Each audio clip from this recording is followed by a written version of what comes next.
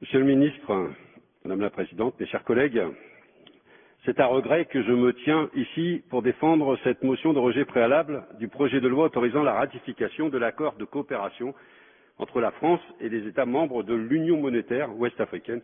C'est un lapsus, Monsieur le ministre, vous avez dit l'Union économique et monétaire, ce qui n'est pas tout à fait la même chose.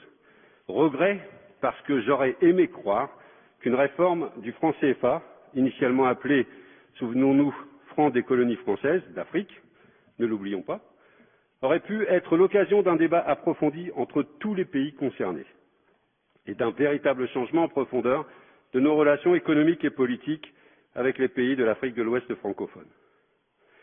Pourtant, rien ne s'est passé comme ça. Sur le fond, cette réforme n'a pas été faite pour changer quoi que ce soit. Sur la forme, la méthode pour mener cette réforme confirme la condescendance de la France vis-à-vis de ces pays. Car pour ne rien changer, pas besoin de concertation. Personne n'était au courant de l'annonce de la réforme en décembre 2019 par Emmanuel Macron à Abidjan. Seul son acolyte ultralibéral Alassane Ouattara en avait connaissance.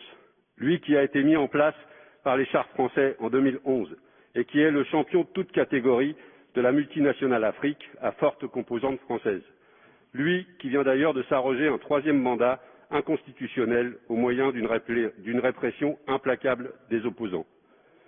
Quant aux partenaires de l'Union monétaire de l'Ouest africain, l'UMOA, qui gère le franc CFA, à savoir le Bénin, le Burkina Faso, la Côte d'Ivoire, la Guinée-Bissau, le Mali, le Niger, le Togo et le Sénégal, ils n'étaient même pas informés. Pas plus que le gouverneur de la Banque centrale des États de l'Ouest africain qui pilote cette monnaie. Lorsqu'Emmanuel Macron a expliqué le sens de la réforme en décembre dernier à Abidjan, il a dit, je cite, « J'ai souhaité pouvoir mettre à plat l'ensemble des sujets pour écrire une page nouvelle de notre histoire commune. » Fin de citation. L'idée ne lui a donc pas été soufflée par les États membres de l'UMOA, comme on veut bien nous le faire croire encore ce matin. C'est encore et toujours Jupiter qui a